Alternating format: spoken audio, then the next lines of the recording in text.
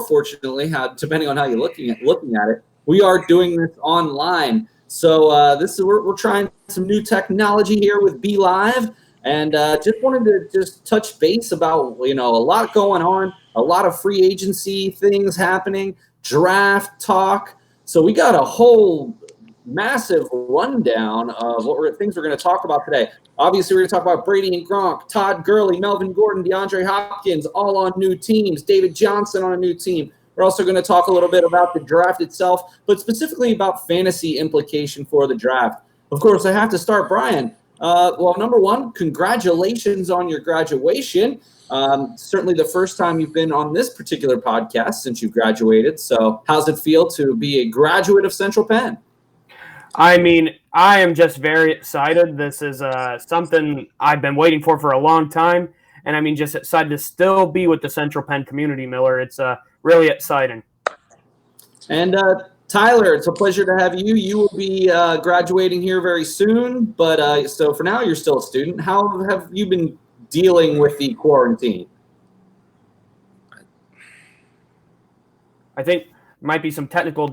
Tyler, are you okay over there? I can't hear Paul. Can you hear me, though? Yeah, I can hear you. Oh, Miller was saying, how's everything going for you, pretty much? Everything's going all right. Just staying busy with schoolwork and stuff like that. But, we have no idea when things are going to get back to normal, so we just kind of got to do what we can right now. Well, I think it's been very difficult for all of us to deal with this, and we're dealing with it in our own way, and hopefully we can get back to normal at some point. But the one thing I'd say is pretty safe to say is that if anyone's going to have a season this year, it will be the NFL. Brian, in fact, before we get into the specific player movement, I'd like to talk to you a little bit more about some news coming out this week that not only does the NFL believe that they are going to start their season on time, they believe they're going to have fans in the stadium. What were your thoughts when you read that article? Well, hey, that's very exciting to hear, Miller. I mean, I'm personally looking forward to going to a game this season. I plan on going to see the Ravens and the Cowboys in Baltimore. So if that can happen, I would be so stoked to be able to be in the stands for that game. And you may have to relay to Tyler, but I'm hesitant about that. Number one, I'm not sure how many people will actually go out to it. And number two, from everything we've been hearing, a potential second wave coming right around when football season is. So, very true. Tyler, Miller pretty much said that there was an article that just came out that the season will be starting normal time, but there actually might be fans in the stadiums during the game. So, what do you think about that? That would be a little surprising to me, honestly. We don't know where we're going to be 3 or 4 months down the road from now, but it's kind of hard to think that everything's going to change that quickly. I mean, if they decide to play with fans in the stands, I mean, I guess that's a decision that they decide to make. But personally, I don't know if I would be at a point yet where I would want to sit, around 30 or 40,000 people. But I think at this point, we all just want to see football back or, sports in general back. So, I mean, I guess we'll take whatever we can get. Well, I think that we're going to start off, and I would definitely echo Tyler's sentiments there. I'm not necessarily sure, the NFL can say that they want to have fans, but how comfortable are the fans going to be? And what if you're not comfortable with that situation and they're still making you pay your season ticket fees, which, speaking from experience as a former Washington season ticket holder, it's about $3,500 for 2 seats, which averages out to about $300 a game, including $300 for preseason tickets, as well as a $500 parking pass that you have to pay for. So it's about $50 a game to park. So you're looking at $350 per game, including the preseason games. I don't know. I think they have a long way to go, but we'll see. Yeah, right. I'm with you on that. Well, first, obviously, we can't have any fantasy conversation without talking about the absolute bombshell that occurred just a couple of weeks back. Tom Brady, TB12, leaving the New England Patriots for sunny Tampa Bay. Tampa Bay goes from Jameis Winston, who, say what you want, one of the top 5 fantasy quarterbacks last year. Now TB12 steps in and bringing an old faithful, Rob Gronkowski, to the fold. My first question for you two, how do you envision Tom Brady's fantasy value being in Tampa Bay?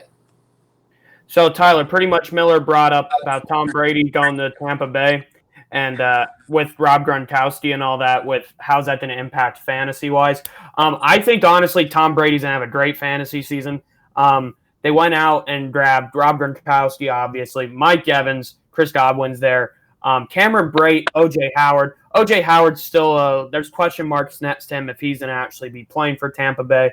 But I just see that this Tampa Bay Buccaneers team just having a great season. I mean, and honest, like a prediction, I think like a 10-6, 9-7 team. But that's a big win for Tampa Bay.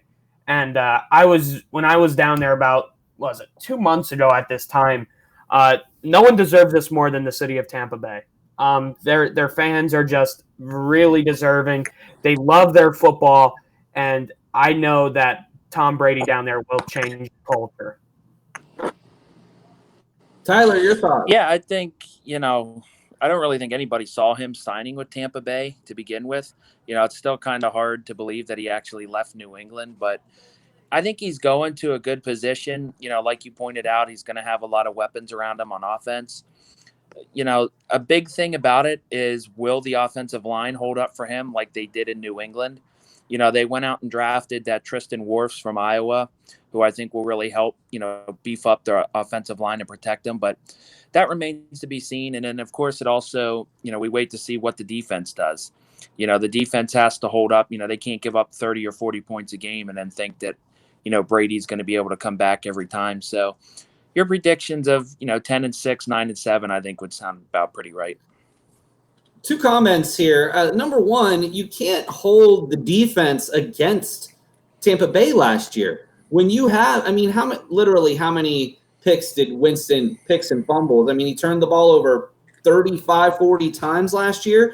Well, you can't really get too mad about the defense because let's be honest here, they were probably getting themselves, 3 times a game flipping the field. Maybe the defense steps up without so many turnovers. And number 2, what about the number 1 defensive free agent out there, Jadeveon Clowney? Could he be headed to Tampa Bay, Brian? So, Tyler, Miller pretty much brought up how Jameis Winston, again, 30 to 40 interceptions, how the defense is flipping the field. Exhaustion is going to be in there. Fatigue is also definitely a factor in that.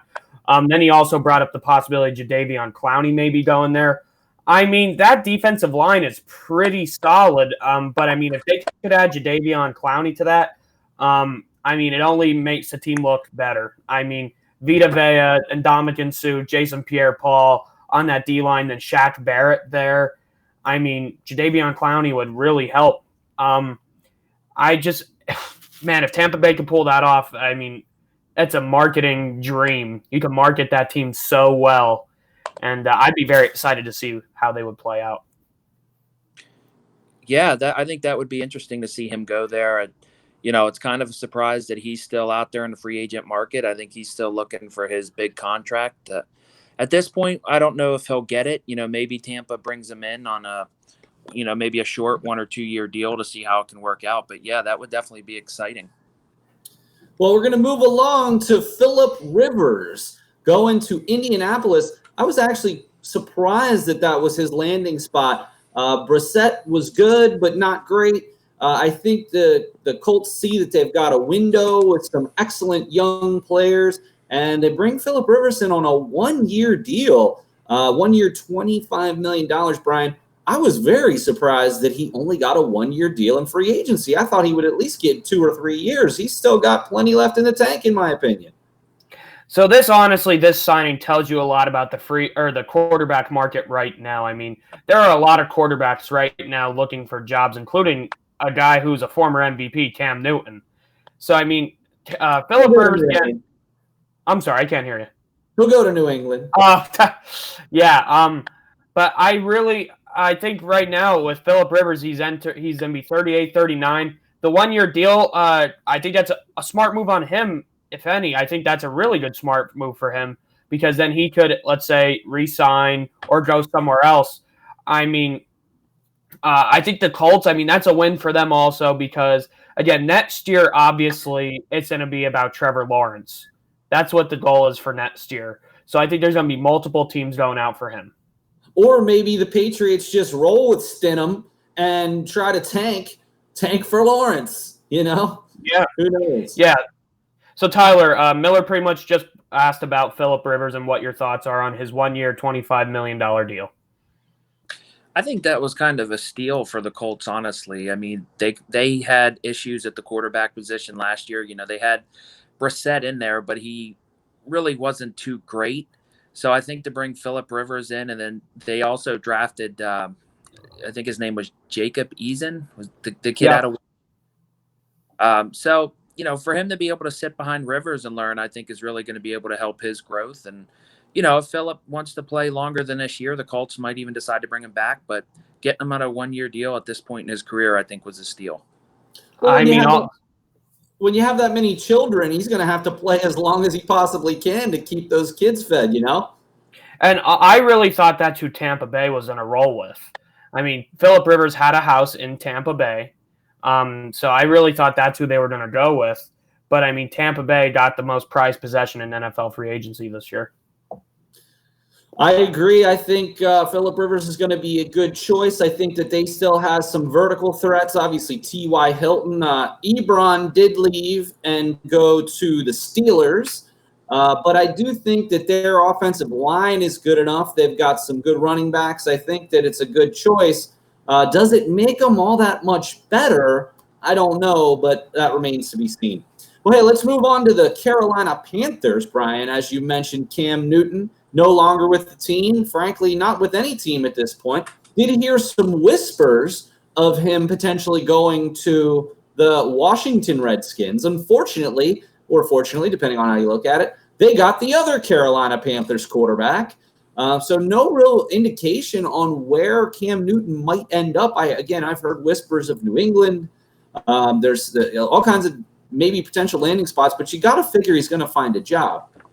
Carolina, on the other hand, has their quarterback, their franchise quarterback, Teddy Bridgewater. Brian, what were your thoughts about not only Bridgewater, but he got a heck of a contract, 3-year deal, over $50 million.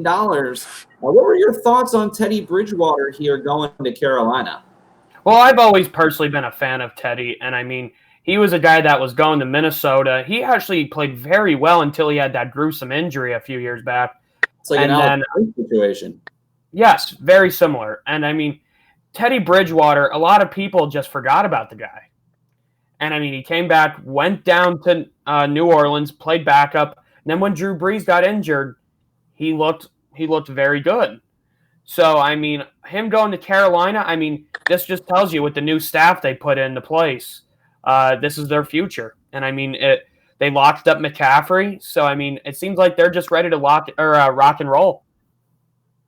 Tyler, Teddy Bridgewater signing with the Carolina Panthers. Your thoughts?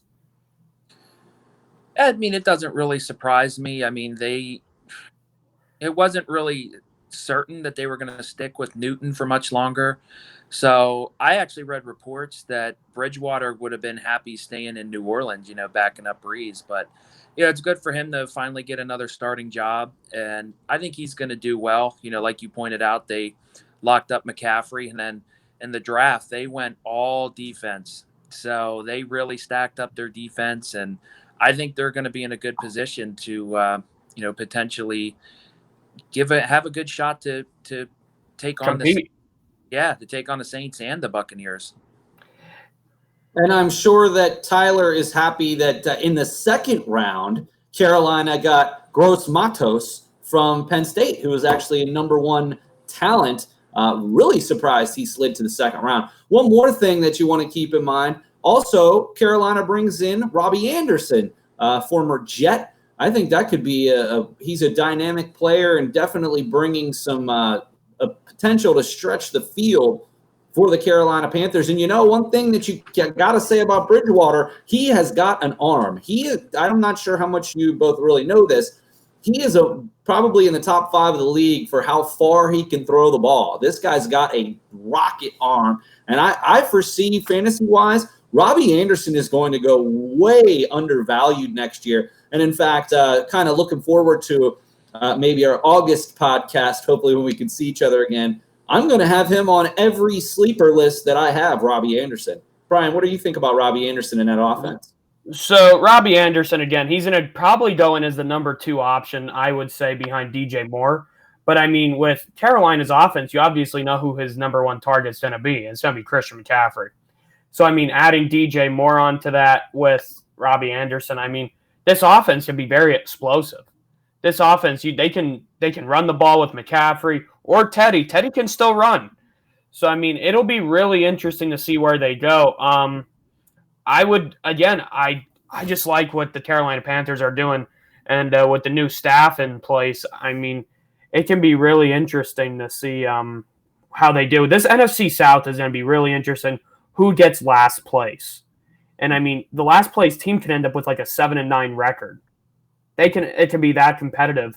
I mean, Atlanta's not a bad team. I think it's the staff there. But yeah, with Robbie Anderson going back, or not going back, but going to Carolina, it's going to be really interesting. So Tyler, pretty much talking about Robbie Anderson signing with Carolina and how that'll impact the NFL and NFC South. Well, I think it's only going to make them better. And, you kind of pointed out with all the other offensive weapons that Bridgewater has, it really wasn't a surprise to see their coaching staff stick with all defense in the draft, because I think that was more their weak spot, especially with guys like Kuechly retiring. So it's going to be tough because, everybody knows the Saints are going to be good and everybody has high expectations for Tampa Bay. So really it's kind of like, where do Carolina and Atlanta fit in at this point? And you're right. I think all 4 of those teams have a shot to, go 8-8, if not better.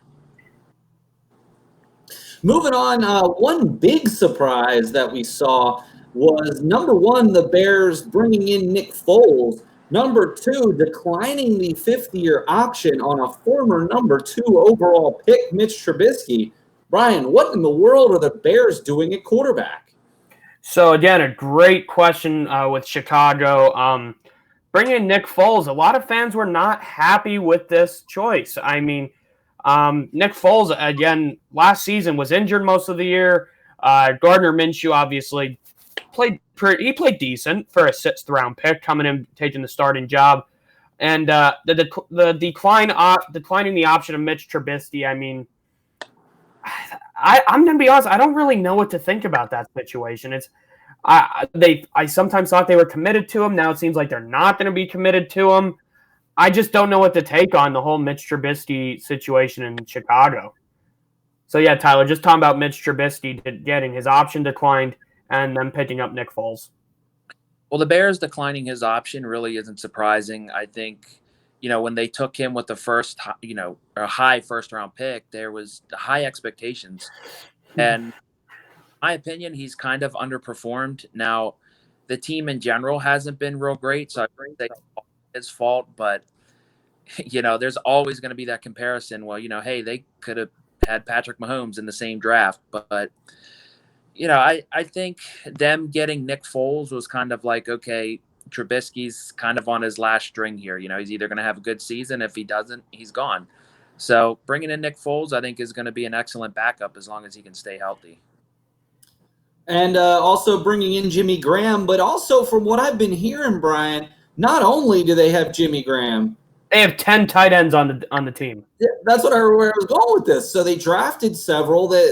I don't understand bringing in Jimmy Graham. I'm not saying that Jimmy Graham's done by any means, but they cut Trey Burton, which was an odd thing because when they signed him, they didn't pay him all that much money. Now they bring in Jimmy Graham, who, again, has had his ups and downs in the last couple of years. Obviously, he was an elite tight end at one point in his career.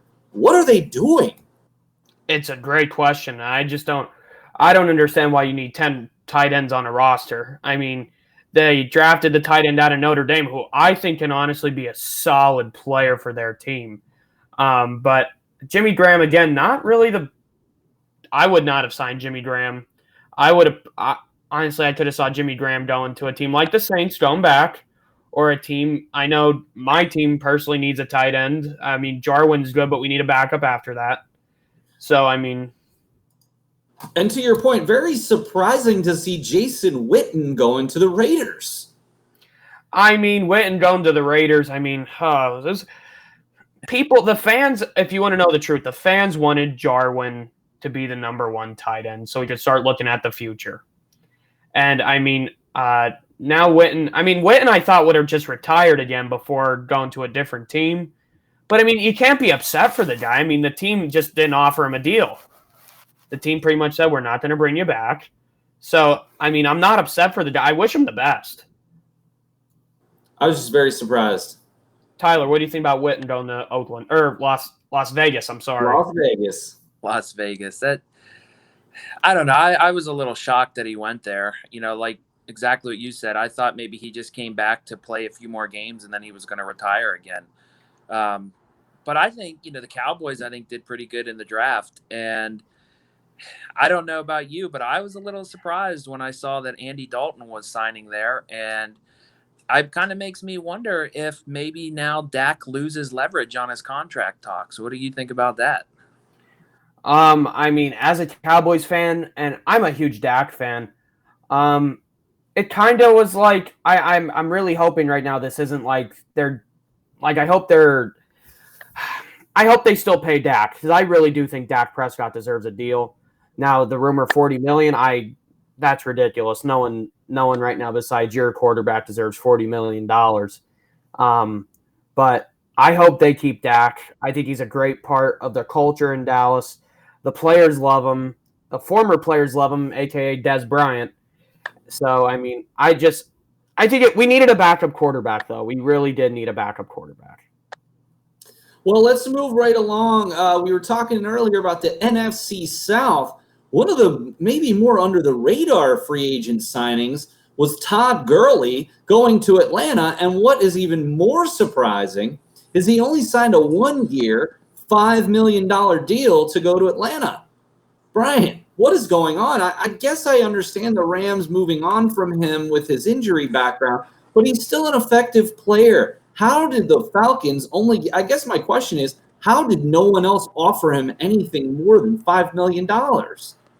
Well, two things I could think of when it comes to that signing is one was the timing of when he got released by the Los Angeles Rams. And the timing I don't think was really good for any type of free agent, kind of similar to Cam Newton. Timing was just bad. And again, that's also a hometown team for Todd Gurley. He went to Georgia. He's coming home. So it took taking like a hometown discount type of deal.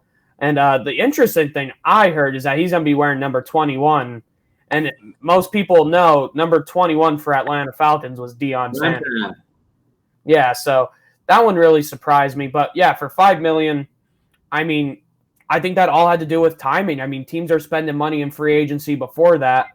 And, the Falcons at that point lost Hooper, but they just traded for Thor from Baltimore. So, Tyler, just your thought on Todd Gurley, 1 year, $5 million with Atlanta. Well, I thought that was an excellent pickup by them. It's kind of a low risk, high reward type of deal. It's either he can really go off again, like, he had a strong season a couple years ago, or if he gets injured and doesn't do too well, it's a 1 year, for a few million. So then they can kind of dump him after the season. So I'm pulling for him. I hope it works out. That remains to be seen, but, it's going to be tough, going up against defenses like Carolina and Tampa Bay and New Orleans twice a year. But, hopefully it'll work out for him. Maybe a different question is, where does he go in fantasy? I mean, he's obviously not a first-round talent at this point. No. Probably not even a second-round talent. But I think he's probably one of the most difficult people to handicap in terms of where he's going to go in fantasy, because he's going to get the starting job, or at least every opportunity to earn the starting job. He's a year removed from being the number one running back in fantasy. I mean, to Tyler's point earlier, isn't it worth kicking the tires on Todd Gurley in the early rounds to see if he can give you even 75% of what he gave you a couple seasons ago? I'm personally not going after Todd Gurley early. I would wait till maybe round 4 or 5. Because, they also have Devonta Freeman still. Right? Or did Devonta Freeman get released? I don't believe that Freeman's still with the team. Okay, so, if Freeman's gone, then they have – I'm still going 4th or 5th round because, again, with injury concerns, the Atlanta Falcons team in general has just been a question in the last couple of years. So, again, I'm not jumping early rounds to take Todd Gurley. I will note that Devonta Freeman is under contract through 2022. But Brian, last season only averaged 3.6 yards per carry, and in 2018 only had 68 yards total due to injury. It does say that March 16th, the Falcons released Devonta Freeman, freeing up more than $17 million in cap space, and he was just 2 years into a 5-year, $41.25 million extension. So he is a free agent at this point, Devonta Freeman, and the job looks to be Todd Gurley's in Atlanta. Yeah, and Ito Smith is still there as well. He picked up back. Yeah, a guy who took a lot of carries last year and who really helped the offense. I think this season in general is going to be a big year for Calvin Ridley. So, that offense is going to be exciting, but still some question marks. All right, moving right along. One of the other big running back free agent signings, Melvin Gordon, going to the Broncos. This was a head scratcher to me. Royce Freeman played well. Of course, Phillip Lindsay also there, 2 young backs. How is there going to be room for all 3 of these guys, or does Denver move on from one of them or try to trade one of them? This, to me, was one of the more surprising free agent moves. I think it's very similar to what Dallas did in the draft, going for best player available. They got him for $8 million a year. Melvin Gordon, let's be honest, he kind of blew it. He sat out thinking he could get more money, and what did it end up doing? He lost. So, it's a tough situation. I think it's going to be him and Phillip Lindsay. I think Royce Freeman would be the odd man out in that situation. So, but Denver's another team. I can't wait to see what their offense does. The 2 receivers. Well, I'm sorry, 3. And then they're just it's going to be an exciting team to see.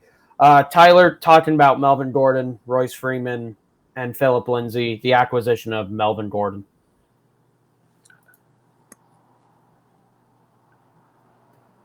Hello, Tyler. But yeah, Miller, I would say pretty much that the acquisition of Melvin Gordon, it'll be interesting to see.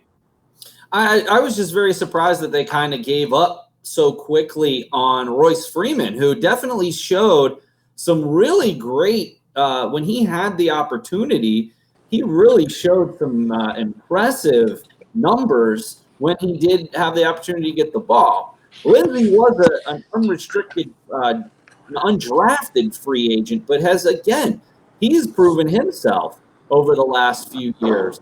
So I'm really interested to see how the dynamic is. Again, back to the original question here, Brian, that we talked about with Gurley. Where do you see Melvin Gordon going in fantasy? It's another great question. I would say, if my guess, it would have to be around the same area as Gurley. One thing Gurley has. Well, I'm sorry. Go ahead. 4th round, maybe. I would say 4th or 5th round. Again, I could honestly see Gurley being a kind of like a flex option for a lot of people this year. But with Gordon, it's going to be something similar. I think, again, having 3 running backs, as of right now, 3 running backs has a lot of people in question. So it'll be interesting. But I think Gordon, again, could be another flex option. Well, let's move on to one of probably outside of Tom Brady, the biggest issue. I don't even want to say issue, but the biggest probably newsmaker of all of the free agent moves. And this wasn't even a free agent move. And the Cardinals working out a trade, trading for DeAndre Hopkins from the Houston Texans and trading David Johnson. Obviously, there was more to that trade. It wasn't just a straight up trade. But, Brian, I guess one of the things that kind of bothered me after the last couple of years was how David Johnson was treated. Yes, they had Kenyon Drake. He was great. He really did well with the Cardinals when he got the chance to start. But why did they sour so quickly on David Johnson? I mean, the last 2 years, again, remember in our first season doing a podcast, David Johnson was the number one player in fantasy. Even last year, he was a first-round talent. Yep. And again, it seems like injuries have been the reason why David Johnson has been declining. And again, I was talking to somebody, and they said, why do you think they just dumped him like that? And again, Kenyon Drake really emerged when he came over. I mean, he looks good right now, and he's clicking with that offense. And I think also they're just looking at age and getting DeAndre Hopkins, because they're also looking to now, I think, honestly, now is the time they're going to start replacing Larry Fitzgerald. Well, I was really surprised that the Cardinals just basically gave up on David Johnson. Again, I understand Kenyon Drake. He did sign a transition tag. But David Johnson, he was injured last year, but again, only one season removed from one of the best seasons from a running back in the last decade. David Johnson, again, here's another running back, Brian, that we have to try to see where these people are going to go. So first we talked about Todd Gurley. Then we talked about Melvin Gordon. Do you see David Johnson going right in about that area? I mean, the Texans are desperate for a running back. I mean, again, with the passing offense being like them not having as many good pieces, I could see David Johnson going in maybe like 6th or 7th, maybe. But I think he could have somewhat of a productive season, being as probably the main option now in that offense. All right, Brian, rank those 3 running backs. If those were your 3 running backs, maybe in the 5th round, you've got Melvin Gordon, you've got David Johnson, you've got Todd Gurley on the board. Rank those 1, 2, 3 for me. I would probably go Gordon, Gurley, Johnson. You know, I don't disagree with you there, but I think that the biggest issue is skill-wise. I would say 100% I agree. I think Melvin Gordon skill-wise is the best. However, based on what we just talked about, I don't think Melvin Gordon's going to get the full, he might be 60% to Phillip Lindsay's 40%. I personally think fantasy-wise, not skill-wise, I think I'm going with David Johnson there. I'm going to take David Johnson before Gurley and Melvin Gordon because I think he's got a much clearer path. Carlos Hyde could still be in the mix if he's still with the Texans come September. But I got to tell you, I think David Johnson is primed to be the comeback player of the year. And again, if you're getting him in the 5th or 6th round for an RB2 and maybe you stack a couple good wide receivers and maybe, get a top 5 quarterback, I mean, you could do a lot worse than that, or certainly if you have him at flex. Yeah, I mean, there's all 3 of those guys to be great options in the flex this upcoming season. So it's going to be really interesting to see. Melvin Gordon's the one I'm really excited to see, though, because, again, that offense is now stacked. All right, we're going to move right along. Next, I've come to Buffalo Bills adding Stephon Diggs. So Buffalo, one of the things you could certainly say about Buffalo is that they have really struggled to find a marquee wide receiver. Obviously, John Brown had a good season last year. Yes. But, their defense has been carrying them. Now they've got a legit number 1 talent at the wide receiver position with Stephon Diggs.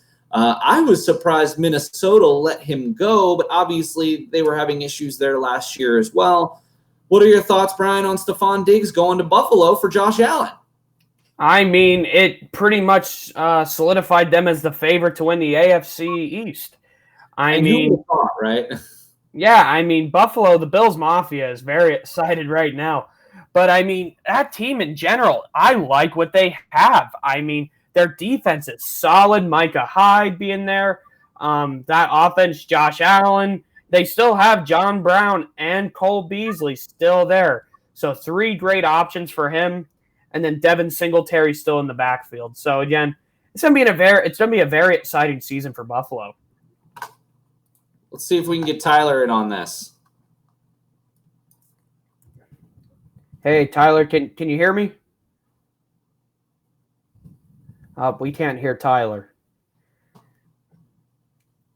Well, I thought that was very interesting that they went that direction, and they didn't really give up much for him. I mean, it included a first-round pick for this upcoming. What is going on? Oh, I can hear Tyler. You can hear me now? No. Yeah. But yeah, yes. Miller. When they got that first-round pick, they got two good, solid players in the first round, including Jordan Jefferson from LSU. Well, and something now, we don't talk a lot about defense here, but in my personal opinion, one of the best values in the whole draft came when they drafted A.J. Espinosa from Iowa. He was a former, they were slotting him in the first round. I bet Buffalo was extremely happy to get him to bolster their defense in the second round. Yeah, that defense, I mean, it's just getting better and better. So, yeah, Buffalo could honestly turn some heads this season. I mean, their appearance in the playoffs wasn't what they wanted, again, going down to Houston and losing to Deshaun Watson. And it's one of the best games I've seen in a while. It was so definitely nail-biter. Yeah, so, I mean, Buffalo's definitely one of the sleeper teams this year. And again, that division is wide open. It really is. And you know what? I like pretty much what all the teams did in that division. I really did. I liked what Miami did. I liked what the Jets did. Becton is going to be a great lineman for them. I mean, Miami, though, getting Tua is going to be huge, especially if they redshirt him this year. Let him sit out, let him rest. I think that could really help this team. And they drafted some linemen to help him out. And we'll talk about Tua here in a moment. Tyler, if you can hear me, we were just having a little discussion about Todd Gurley, Melvin Gordon, and David Johnson in terms of how we would draft them next year. What are your insights on in what order you would take which player? That's a good question. I would probably have to take David Johnson, then Melvin Gordon, and then Todd Gurley. The only reason why is because I think Gordon is going to be switched in and out there in Denver. Gurley, he's not who he used to be. He's been injured a lot, so it remains to be seen if he can stay healthy. And Johnson, I think, kind of has something to prove now after getting traded from Arizona over to Houston. So I would probably have to go with him. Yeah, and that's basically my entire sentiment was that even though I think Melvin Gordon's probably the most talented, and of the three at this point, I think David Johnson's got the best path to being a top 5 running back. Frankly, I don't see that unless injuries come into play for either Gurley or Gordon. Just a couple of side notes before we get to talking about the draft a little bit and some of the most important fantasy picks. Brandon Cooks to the Texans. There's going to be a ton of targets out there. I've always been a Brandon Cooks fan. I am concerned because of his concussion history, but losing DeAndre Hopkins, you got to think this is a huge upgrade for Brandon Cooks. Again, someone who I think could be a massive sleeper in drafts this August. I agree with you. Brandon Cooks being on the move the last couple seasons. It'll be interesting to see what Deshaun Watson, that's a whole offense in general, will be really interesting to see. Another thing, obviously, the Saints extended Drew Brees for 2 more seasons. He seems content on finishing out those 2 seasons before he moves on. But another under-the-radar signing for the Saints, Emmanuel Sanders. Did have some injury problems last year, but again, somebody who I really think could be a significant upgrade for their wide receiver 2, wide receiver 3 position in New Orleans. Yeah, definitely. I mean, they went from Ted Ginn probably being their number 2 to now having Emmanuel Sanders. So, I mean, great improvement for that offense. I mean, Jared Cook is still there as well. So that offense is just it's amazing. And I still stand by that if I have the number 1 pick this year in a PPR league, I'm taking Michael Thomas. So definitely. If I can get Michael Thomas in the first round at any pick, I'm doing it, and I don't care who else is on the board. That's a good call. I mean, Michael Thomas is the best wide receiver in the NFL. I would really bank on him and McCaffrey, and Patrick Mahomes is my top 3 fantasy players, even taking that quarterback in the first round. Well, good thing Ian Kemmerer is not here because he'd probably take Jalen Hurts number 1 overall. Oh man, we'll talk about the draft then.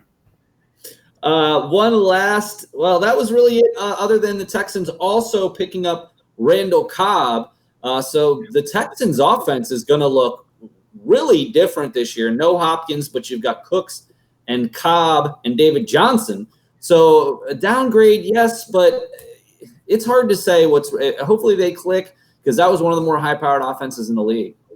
I mean, Bill O'Brien, great coach, but I don't know about GM skills. It's very questionable. All right, well, before we get out of here, gentlemen, is there anybody that I missed in terms of fantasy impact free agent moves that you wanted to bring up? I know we didn't get to all of them. I mean, you brought up Ebron. I think that's a decent move for Pittsburgh. Jesse James left a couple seasons ago, so that's a good player to have there. Thinking about it, I mean, going based on my team, we signed Gerald McCoy, but I mean, we got our defensive line. We got him and Don Terry Poe. So, but yeah, those were. I mean, Dolphins got Byron Jones from us, so I mean, that one kind of hurt. But otherwise, I mean, we pretty much summed it up. Thoughts on the Kansas City Chiefs free agency, Tyler?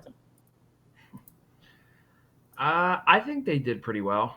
I liked what they did in the draft. You know, typical Andy Reid, picking up the guys that you don't really hear a lot about, but they're pretty high upskill guys. You know, they didn't have a lot of money going into free agency this year, especially with the whole, they have to extend Mahomes. So they franchise tagged Chris Jones. I'm hoping that they can get a deal worked out with him. But I like the fact that they were able to bring back Sammy Watkins and Demarcus Robinson on 1-year deals. They just brought in Taco Charlton a couple days ago. So I like the fact that they really reworked their defense through free agency and through the draft. So I'm really looking forward to seeing what they can do next season. All right. Speaking about that draft, obviously because we are a fantasy football show, we are going to focus on the fantasy implication of these rookies. And I've got about 7 or 8 that I want to talk about, gentlemen. And if there's any I miss, obviously we will have that opportunity. And we do want to wrap up here in about 10 minutes or so. So maybe this will be a little bit more rapid fire before we get to and I'm going to put you guys on the spot. We are going to stick with our tradition in picking our Super Bowl champion for the year. So have that. And Brian, we already know who you're going to pick, and I can probably imagine who Tyler's going to pick, but we shall see. Well, obviously, Joe Burrow is somebody that's very interesting. What are the Bengals doing? So they kept A.J. Green. They franchise tagged him. They picked up arguably one of the greatest receivers in the draft, T. Higgins, who slid to the 2nd round. I was very surprised that they picked him up. They did not exercise the 5th-year option on John Ross, which I was shocked by because when Ross has played, he's played very well. Who knows what they're doing there? Obviously, Mixon's there, but he's got to be getting close to his end of his rookie deal. Is Burrow fantasy valuable this year, fantasy relevant? Obviously, in a keeper or dynasty league, sure, but where's he going to fit in terms of quarterbacks in terms of rankings? I would say quarterback rankings, probably the second part, like the second half of the teams. I know for a fact I will not be drafting Joe Burrow this year. But I mean, that offense in general, I mean, Joe Mixon is supposedly going to be holding out for a deal. So, I mean, if that happens, I mean, they'll probably be passing more. But, again, that team's they lost Tyler Eifert as well. So, I mean, Eifert really hasn't been healthy for 3 or 4 seasons now. So I'm not sure how much of a loss that really is. But, yeah, Burrow, otherwise, I think he'll be I think it's good for the culture in Cincinnati. I think it's good for the team in general. But I think it's going to take maybe a year or so. I mean, he was used to being on that winning team in LSU, and I mean now he's going to be in a completely opposite situation. But they've got skill players, though. I mean, this isn't like a situation where, in the past, number one picks have gone to teams that were just barren for talent. I mean, you've got, so long as he's healthy, one of the best wide receivers, I don't want to say in NFL history because that's probably a little much, but certainly a top 10 wide receiver in the league, maybe higher. Mixon has had his ups and downs too, but he's solid. T. Higgins is going to fit right in. I think he's got the chance to be a top 10 quarterback here in fantasy this season. Okay. Tyler, your thoughts? I would be a little hesitant to take him as well, just because the whole Bengals team is really unproven right now. You could have high expectations for them, just like everybody did with Cleveland, and look how Cleveland panned out. So I'm not really big on them. I mean, Joe Burrow is an amazing quarterback, but I like the point Brian made was that he literally went from the best offense in college football to now a totally different environment in Cincinnati. And that's not to say that he's not going to succeed, because I definitely think they're going to have a decent season. But rookie-wise, I don't know. I don't think he's going to be real great, but I could be wrong. And again, I mean, I think that some of these conversations we're having today, gentlemen, really focus on what the major issues are going to be in fantasy. I mean, those three running backs that we talked about, they're going to be varying in how they're going. And I'm really going to be interested to see where Burrow goes this year. Speaking of where someone's going to go, at number 5, one of the biggest, most intriguing issues with the draft is Tua Tagovailoa going to Miami. Now, obviously, they have Ryan Fitzpatrick, who was serviceable. I don't even know if that's fair. He had a good season. They won some games, and they didn't have to tank for Tua after all, because they ended up getting Tua even with winning some ball games. Ryan Fitzpatrick is an NFL quarterback. But, Brian, I'm going to disagree with something that you said before, and you mentioned about this red shirt year. I think at a number 5 pick, I don't see them redshirting him, if you will. I mean, maybe 8 games with Fitzpatrick, but at some point you got to see what you have with Tua. I mean, again, you're bringing up a very valid point. But I'm still waiting. I know it's sad to say, but Josh Rosen is still on that team. And I've always been a fan of Josh Rosen, and I think that's someone that, if they're not going to go with Fitzpatrick, I think you go with Rosen just to give Tua. Again, we don't know his health. We really don't know what's going on with the hip. So, I mean, I would give him the year just to experience the NFL, learn from Fitzpatrick, learn a little bit from Rosen, and see what happens for the 2021 season. I would argue that the Dolphins don't want him learning from Rosen. I think Rosen is a good quarterback, just put in a wrong situation. Mm-hmm. I mean, I don't disagree, but Tyler, obviously speaking from a team who took a first-round quarterback in Mahomes, now not a top 5 pick, obviously it helped Mahomes. Well, right, he was definitely a top 10 pick. Obviously, it helped Mahomes to sit behind Alex Smith for a year, but even Mahomes got in there, be it the last game after they had clinched. Do you really think the Dolphins sit him for the whole season? I don't know if they're going to sit him for the whole season. I think that's hard to believe, but I'm going to be honest. I just had a conversation last night with one of my best friends who's a Dolphins fan, and they're ecstatic that Tua fell to them at number 6 or 5, whichever pick it was. And that's something we talked about. Do they start I call him Fitz Magic because of the game that he won against the Patriots, which helped the Chiefs. But, I think they're going to start the year with Fitzpatrick, but I think, as you stated, down the line, they're going to have to see what they have with him. But it's good to have him learning behind somebody like Fitzpatrick, just like Mahomes did with Smith. But, yeah, I think down the line they're probably going to start him later in this season. Consummate NFL professional, has been successful everywhere he's went. From all indication, he went to Harvard, so he's an intelligent guy. It's not like the Dolphins are going to challenge this year for even a playoff spot. I do anticipate, though, that Tua gets at least 3-4 starts this year. All of that being said, is he even draftable in redraft leagues? Yes, keeper leagues. Yes, dynasty leagues. redraft leagues do you even pick Tua? I'm going to be honest with you, Miller. I'm not taking any quarterback from this draft. I don't even know if I'm even considering Herbert. Definitely not Jordan Love. So, I mean, right now, I'm probably not going to take, just again, what I was saying about Burrow, I'm probably not drafting a quarterback from this year's class. Well, I'm glad that you brought up Herbert, because Herbert is sort of in an entirely different situation than Tua, drafted just one pick ahead of him. I think, for all indications, Justin Herbert is the starting quarterback in a high-powered offense. Between the wide receiving core that they have in Los Angeles, I keep wanting to say San Diego. I believe I even put in my notes San Diego. And, of course, Austin Eckler, who is still in the building and had a heck of a season last year. Justin Herbert could potentially be equally or more valuable than Joe Burrow potentially. What are your thoughts on Justin Herbert? I mean, Herbert. I'm a little iffy on Herbert. One problem that they felt they had with Herbert was he didn't come up in big situations. So I mean, that's something he'll have to work on. But again, Tyrod Taylor's there, and again, until you said that, I thought they were completely sold on Tyrod Taylor for this season. So, I mean, if Herbert can learn from him, or even if he starts, it's a good situation. But for fantasy-wise, I'm not taking Justin Herbert.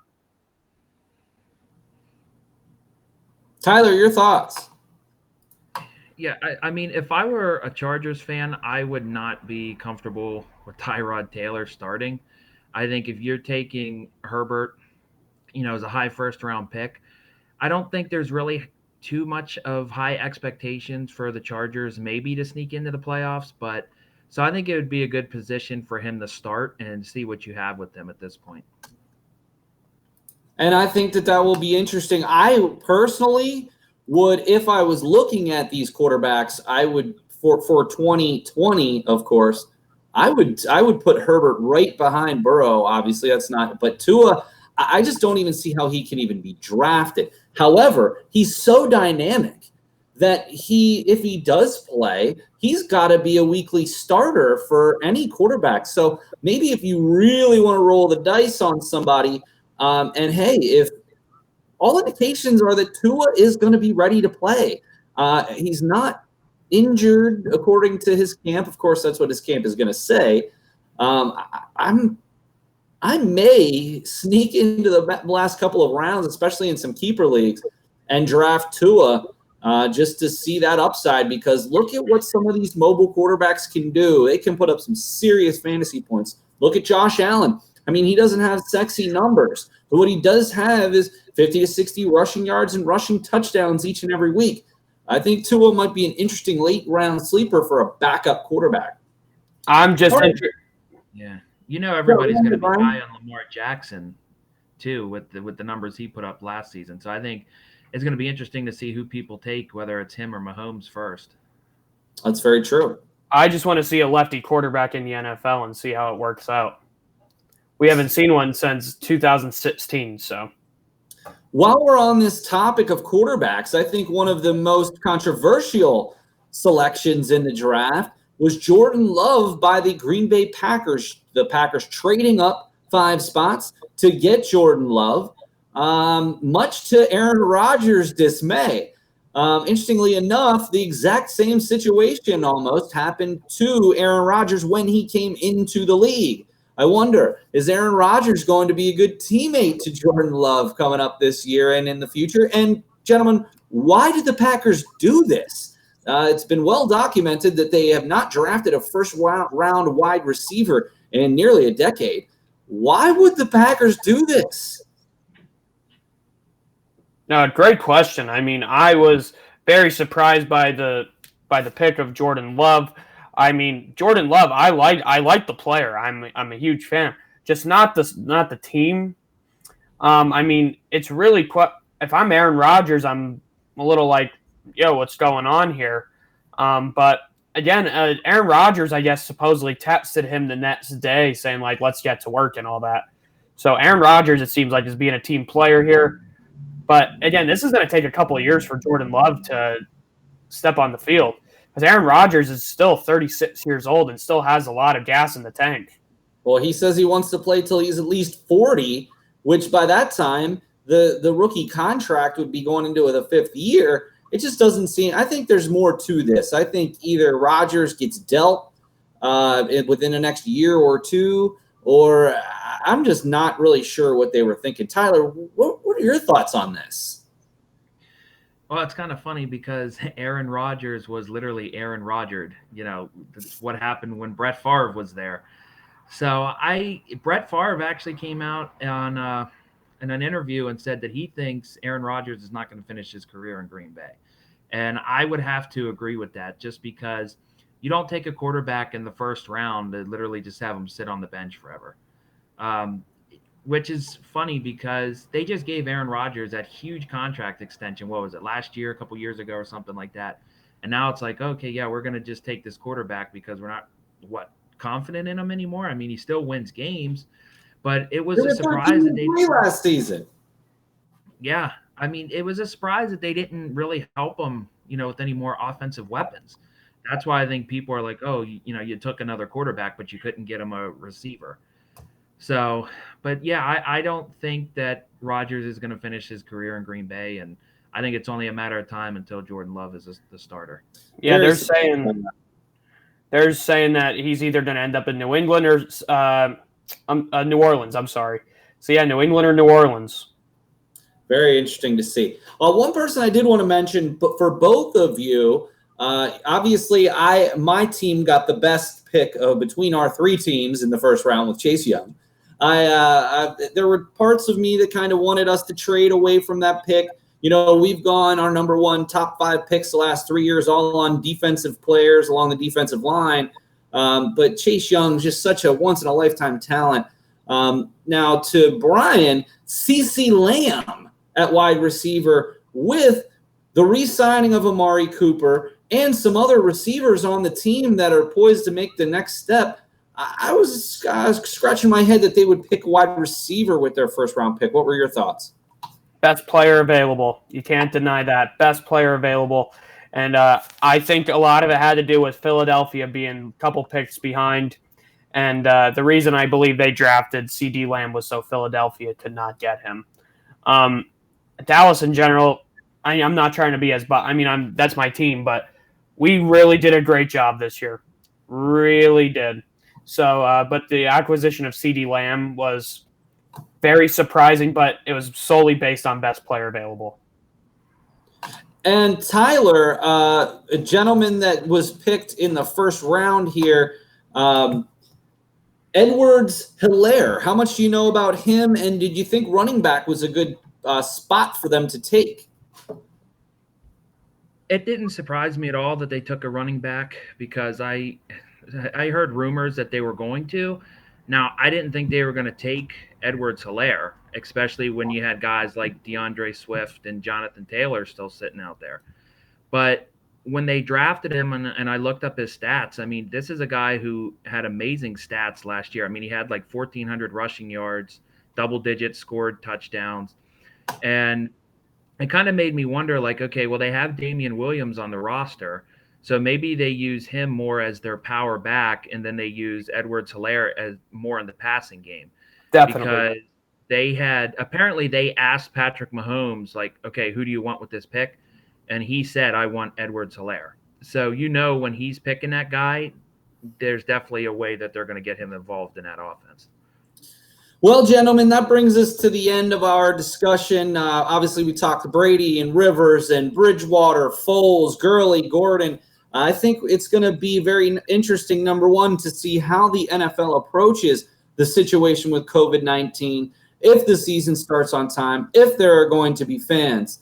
It's also going to be interesting to see where some of these other free agents land. Obviously, Tyler constantly on Twitter talking about Clowney and a variety of other topics. It's always a good follow. Heels_R_better on Twitter. Tyler has always got some fresh takes. The draft, we did have a chance to cover. And we will be back with the Fantasy Football Strategy Guide in August. And we may even do another show or two before this. I think this was really cool, gentlemen, and I appreciate you taking time out of your day. But I'm not going to let you get out of here without our Super Bowl predictions. So I'm going to go last. So I'm going to kick it to Tyler first. Tyler, let's hear your homer pick for the 2021 Super Bowl champion. Well, Look, I'm going to sound biased, but I think I'm going to have to take the Chiefs just because they're bringing back almost every starter that they had from that team last year. Their offense is high powered. They added to their defense, which I'm expecting more from this year. So, especially in the AFC East, the AFC in general, it's so wide open. You have Baltimore, and then it's kind of like, where do you go after that? As in the NFC, you have your Philadelphia, Dallas, Tampa Bay, New Orleans, and all those teams. So I think it's going to be the Chiefs. I would love to see back-to-back, but I think it's just because they're going to run through the AFC. Interesting. Brian, what are your thoughts? I see this year, it's going to be interesting. I want to see what the NFC is going to do when it comes to San Francisco and New Orleans. I think those are the two teams that control the NFC. Tampa Bay, it's going to be interesting to see what they can do. But I'm going to say that this year's Super Bowl champion, I'm going to go with the San Francisco 49ers. That's very interesting. Well, I'm just going to take a quick look at the current futures. Odds-on favorite to win is the Kansas City Chiefs, followed just slightly behind by the Ravens. The Chiefs at 6-1, Ravens at 7-1, and then Brian's pick of the San Francisco 49ers at 9-1. But guys, I'm going to go and take the fourth team on here at 12-1, the New Orleans Saints. I was on the Saints all last season. I frankly believe that they, had everything they needed, and I'm telling you, I believe Drew Brees is going to win another Super Bowl ring before he hangs it up. And I have to tell you, some of the moves they've made this year, obviously with Alvin Kamara and Michael Thomas, and some moves they made on defense, some of the rookies they brought in. I'm going with I know it's a tough division, especially with Brady, especially with the upgrades Carolina has made, but I'm going to take the Saints here to be the Super Bowl champions for this season. I told you it was either San Francisco or New Orleans I was going to say, so it's a good pick. We'll be contrarians to Tyler's Chiefs pick. So you took one and he took the other. Hey. Well, gentlemen, I appreciate y'all doing this today through Be Live. I wanted to certainly thank you for continuing to keep the Fantasy Football Strategy Guide alive, and we hope everybody enjoys this, our off-season special, our post-draft special. Again, we'll be back over the summer once fantasy football catches back up, probably July, late July, early August, and maybe some of these things will resolve themselves, and we'll look forward to being with you here for Season 4, gentlemen. So I'm looking forward to being back this year with you for the Fantasy Football Strategy Guide. It's surely exciting, Miller. Can't wait to spend it with all you guys. All right, well, Tyler, thank you for being here, sir. Well, thanks for having me. I apologize for the technical difficulties, but other than that, it's been fun joining you guys. Awesome. And Brian, of course, thank you for not only setting this up, but for being here with us. Oh, thank you, Miller. Great to see you guys, and I hope you're all staying safe. Everybody, please stay safe. All right, for everybody, we're going to log off here so we can go watch The Last Dance. So for Tyler Coleman, for Brian Christiana, this is Paul Miller, and we'll see you next time on the Fantasy Football Strategy Guide.